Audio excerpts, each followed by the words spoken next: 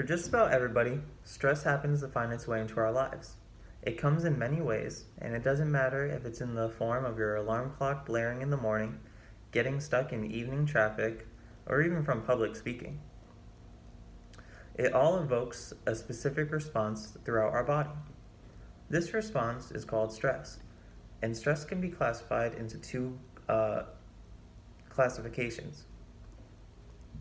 The first is chronic stress, which is long term and can happen from aspects of our life, such as financial troubles or from being in a struggling relationship.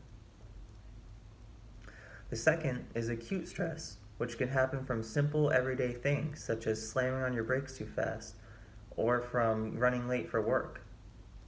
Even unexpected noises and things in our presence can cause stress. Stress has become an issue for many of us in our modern lives due to our bodies not being able to distinguish life-threatening events from non-life-threatening events. This leads to many stress responses sparking from just everyday aspects of our lives, such as things from our work, school, or even relationships. My name is Louis Bisson, and as a college student who also works full-time, I can attest to constantly being exposed to stress. After having issues with my stress levels, I decided to research what exactly stress is. I did this to try and get an understanding on the effects stress causes on my body, and to also figure out ways to help and manage my stress. In this speech, I will explain different aspects of stress. I will describe what happens during a stress response, the different effects it has on our bodies, and the ways we can manage stress. I will begin by describing what stress really is and what causes a stress response. Stress is caused by fear. When our bodies perceive a threat, we release hormones that stimulate our bodies. The origin of this begins in the hypothalamus, which is a part of our brain.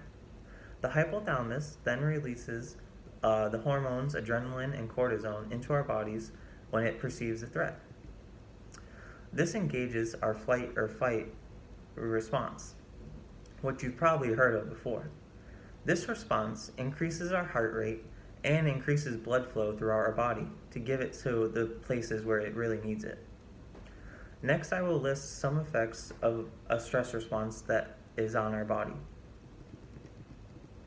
Stress can affect us in various ways. A stress response affects our cardiovascular system, digestive system, and muscular system. The hormones released during a stress response cause an increased heart rate. This leads to more oxygen being diverted to your muscles, making you have increased strength for a small duration of time, but also higher blood pressure. Over time, with chronic stress, this can lead to an increased risk of heart attack or stroke. Within the digestive system, changes also occur during a stress response. When stressed, the liver produces more blood sugar. This momentarily gives our body a boost of energy, but also is a problem for chronic stress, as it can increase our chances of developing type 2 diabetes. During a stress response, our muscle system is also affected. When undergoing stress, our muscles begin to tighten and tense. This is a natural attempt to protect themselves, and they will promptly relax after the stressor is gone. However, again, with chronic stress, this can lead to problems such as soreness and aches. While chronic stress can lead to negative health implications, it is also important to find ways to manage it.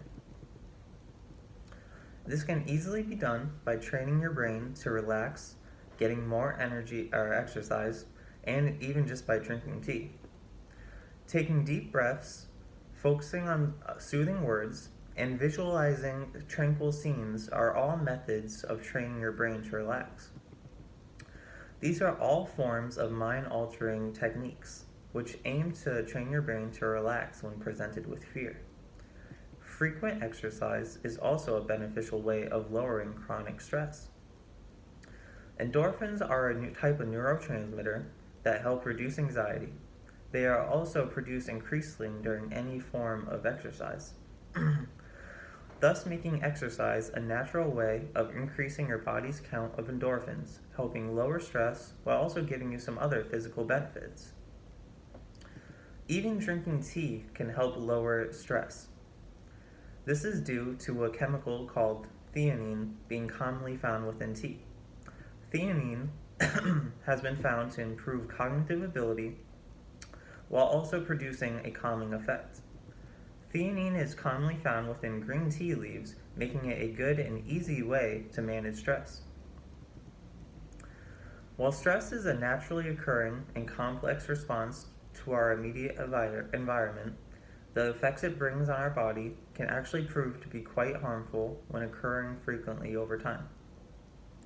This is what is known as chronic stress, and understanding how to manage it can help decrease the negative effects it has on our minds and bodies. It is beneficial to understand stress, as it is a naturally occurring process in our bodies, and while it can have benefits, the effects of chronic stress can be quite negative for our health. Thank you for listening.